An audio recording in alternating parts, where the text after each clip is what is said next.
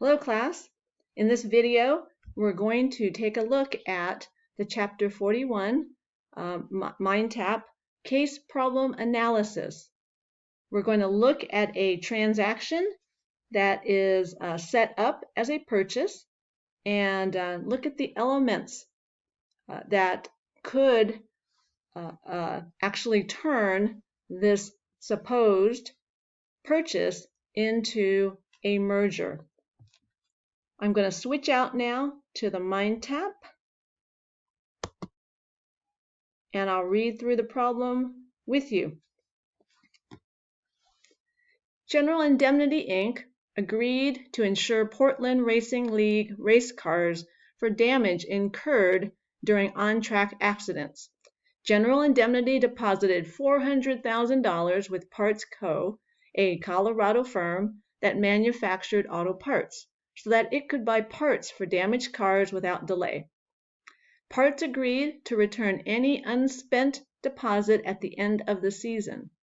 Near the end of the season, the owners of Parts decided to retire and sold its assets to Etude Motorsports, Inc., a Georgia corporation. Etude expressly assumed Parts liabilities, but it expressly stated in the contract that it did not assume any obligation to return unspent deposits of Parts clients. General Indemnity filed a suit in a Georgia state court against Etude seeking to recover its deposit. What's the rule concerning the liability of a corporation that buys the assets of another? Are there exceptions? And which principles apply in this case? All right, so you get an understanding of the transaction, right? General Indemnity wants to get its deposit back from the successor, which is called Etude. Etude, however, when they purchased the assets from Parts, all right, they took liabilities, but they expressly said they would not return unspent deposits. All right, so the first few questions we have some facts we will go through, and then we'll look at the law on this subject and then apply that law. So number one, this case is based on, is it an asset purchase, a merger, or a consolidation between Etude and Parts? All right, we've already talked about this. It's an asset purchase. Number two, Parts or Etude acquired the assets of Parts or Etude. All right, so which is the party that acquired the assets? Etude acquired the assets of Parts. All right, now we're going to start looking at the law in this situation.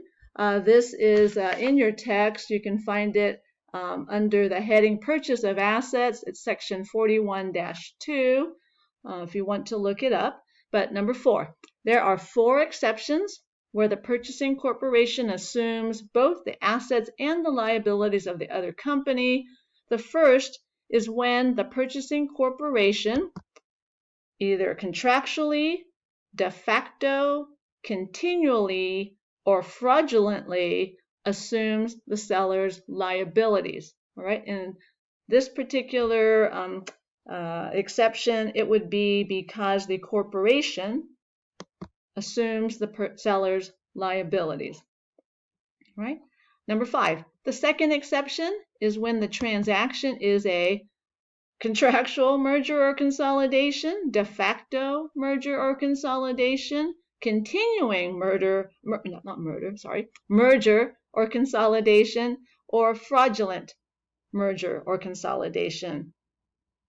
The answer here would be de facto. All right, if we see a de facto merger, essentially that's what takes place, even if the parties call it a purchase. Right. Number 6. The third exception is when the purchaser contracts, de facto continues, or defrauds the seller's business and retains the same employees. All right. Here, the word you choose to fill in the blank would be continues.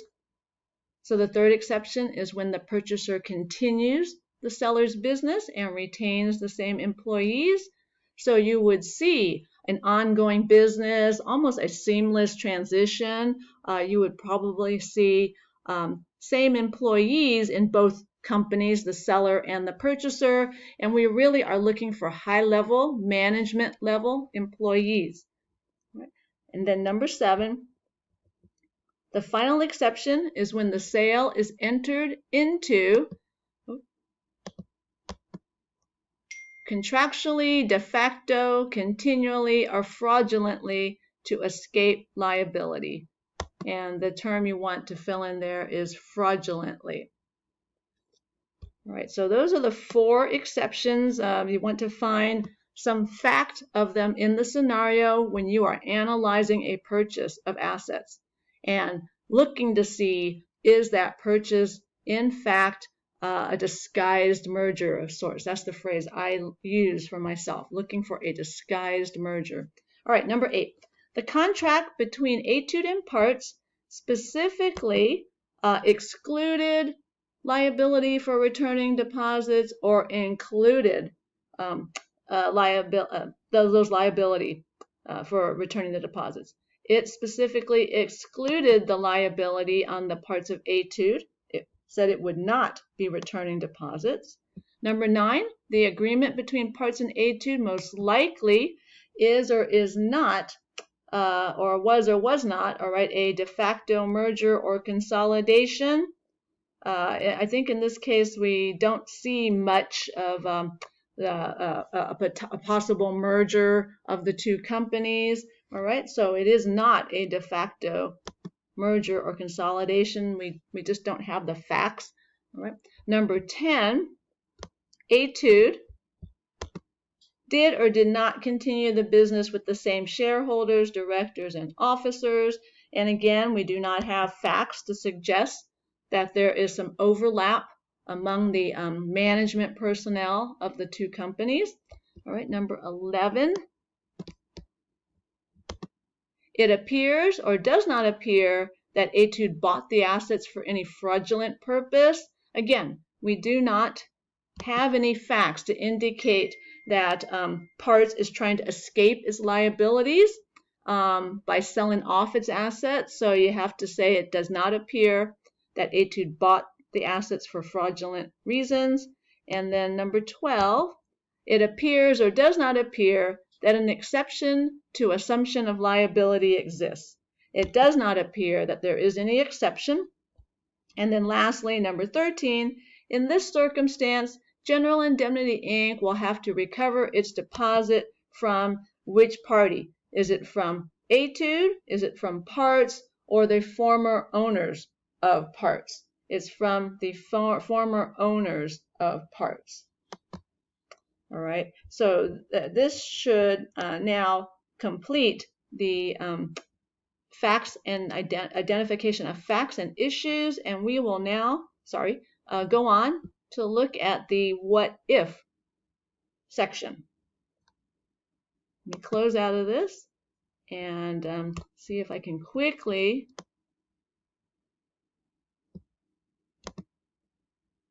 put up the what if section. Here we go.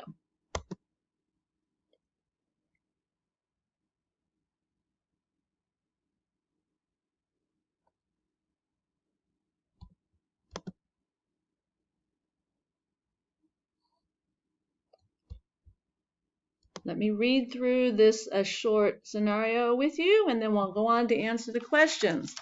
All right. Assume that instead of deciding to retire, the owners of Parts Co. decided that they were simply tired of being in charge of all the details of running a business, but still wanted to do business.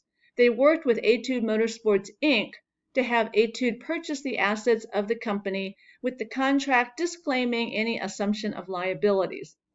Then Parts was shut down, and Etude hired the owners and all of the employees to run a division of Etude, doing essentially the same business as Etude. The prior owners of Parts became shareholders in Etude. Does Etude assume the liabilities of Parts? All right, so see how this set of facts is quite different from the original set of facts in the earlier exercise, this looks a lot more like a merger, even just without discussing the different criteria that we have been looking at in connection with this problem. Right. So let's go through the questions. This transaction is labeled as, how is it labeled by the parties? It is labeled as in a purchase of assets. All right.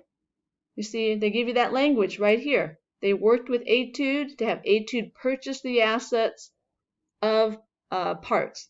All right, number 2. The contract in this transaction expressly, what did it do? Did it assume the liabilities of parts, disclaim the liabilities of parts, or pays off the liabilities of parts? It expressly disclaimed. That's in this next part of that sentence I was reading to you earlier. They worked with Etude, Parts worked with Etude Motorsports to have Etude purchase the assets of the company with the contract disclaiming any assumption of liabilities. All right, number 3. It appears or does not appear that this transaction was commenced to escape liability or perpetuate a fraud. All right, it does not appear that way. We do not see any creditor who is asking to be paid or is even on the horizon in this scenario, so you can exclude that exception. All right, number 4, in this situation, the seller's business was or was not discontinued. It was not discontinued. Well, I think I'm thinking of it. I think the actual answer should be it was, because it did go out of business. But seemingly, though, the reason I answered was not initially is because the business is being carried on, all right, when it transfers over to Etude. But I believe the answer should be was. Right, number 5. In order to hold Etude responsible for parts liabilities, the transaction would have to be a de facto merger, a statutory merger, or would it be a purchase of assets? It would have to be a de facto merger. Essentially, even if not called a merger, the parties are acting like it's a merger. Right. Number 6. In this situation, Parts was dissolved as a company or was not dissolved as a company. Apparently, it was dissolved. It went out of business. See, Parts was shut down. They did not use the word dissolve here, but we're to assume that that's what it means, all right, that it was shut down, it was dissolved. All right, number 7, Parts became part of or separate from Etude. Well, from the facts, you can see it was basically absorbed into Etude. It became a division of Etude. All right, number 8, when one company is dissolved and becomes part of another company, it is essentially a merger. That's what we would call it, a merger. Even if the parties in their own negotiations do not call it that, the law will see a merger. Number 9, in form, this transaction is a merger. Number 10, if this is true, then the de facto merger, express agreement, or fraud exception applies. The de facto merger exception applies. And number 11, it is likely or is not likely that a court will hold that Etude is responsible for the liabilities of Parts. It is likely that a court will hold that Etude is responsible for the liabilities of Parts. And to just identify the factual elements that point towards a de facto merger, all right, you see that Parts was shut down. It is not operating its own previous business, all right.